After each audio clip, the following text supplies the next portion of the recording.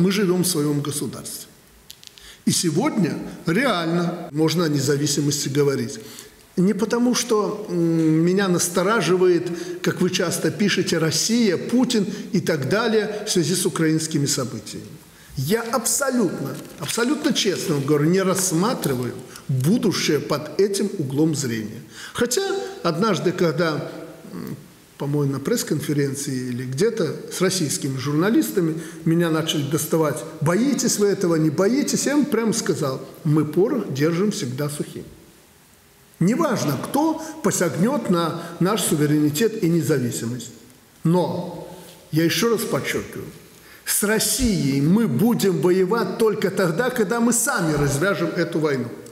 Никогда Россия не будет воевать с Белоруссией. Никогда.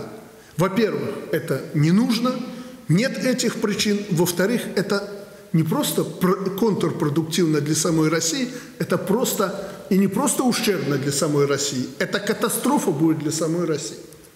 Поэтому я еще раз подчеркну, да и вы в это не верите. Я не знаю, почему вы часто об этом пишете. Ай-яй-яй, вот в Украине так, следующее мы. Глупость полная.